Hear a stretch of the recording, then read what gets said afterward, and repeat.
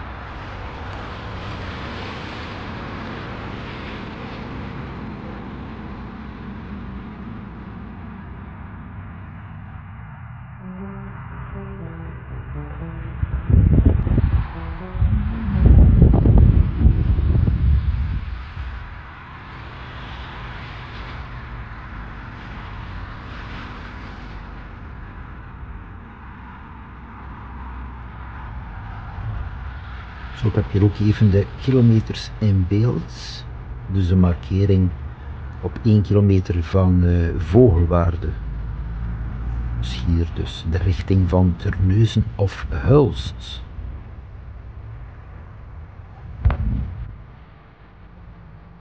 Zo, ik vertrek nu van het rondpunt naar Vogelwaarde. Dus de afstand is 1 kilometer.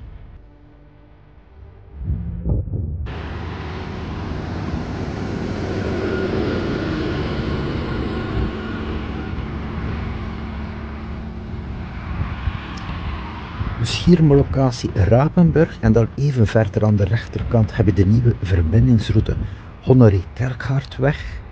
Sinds vorig jaar voor het drukke verkeer zoals vrachtwagens en anderen die niet in Vogelwaarde moeten zijn, kunnen dus via deze route. Zo, en daar zie ik nu net Leen 10 van Connection. Dus momenteel komt de Leen 10 van de rechterkant, omdat er werkzaamheden zijn op Rapenburg op het eindpunt. Dus de Leen 10 verbindingspunt feitelijk van Hulst busstation naar Terneuzen via de dorpen zoals Vogelwaarde heeft dus geen mogelijkheid, geen overstappunt op zijn route om eventueel de Leen 19 te kunnen nemen. En ook voor de retour, dus opnieuw, het is enkel Hulst busstation.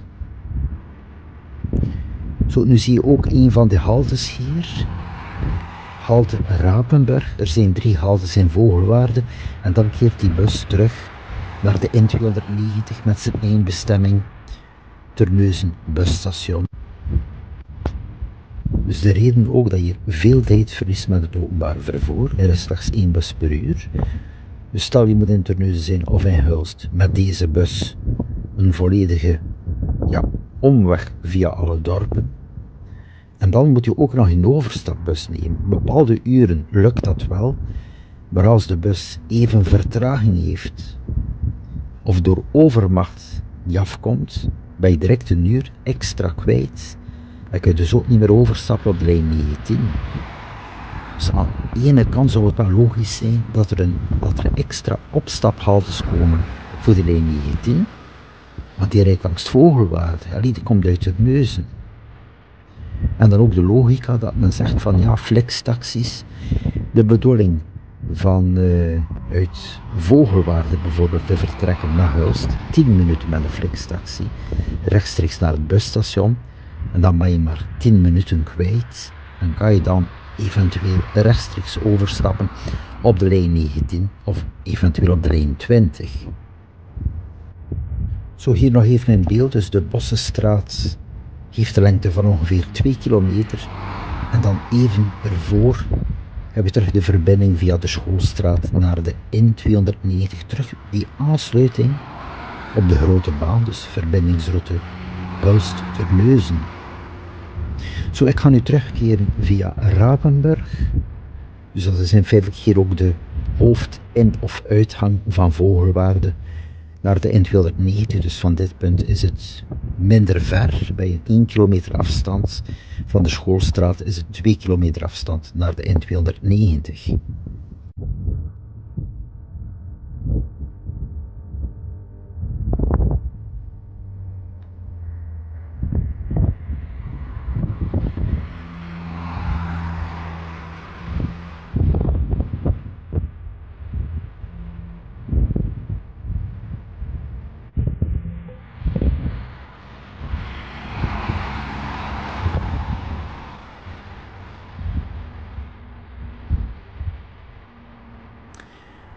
Zo, ik ga deze vlucht hier eindigen. Dus het was even interessant om deze toelichting te geven en ook voor de anderen. De luchtbeelden van Vogelwaarde hier is ook wel altijd leuk. Tot de volgende keer, tot een nieuwe vlucht hier in de regio.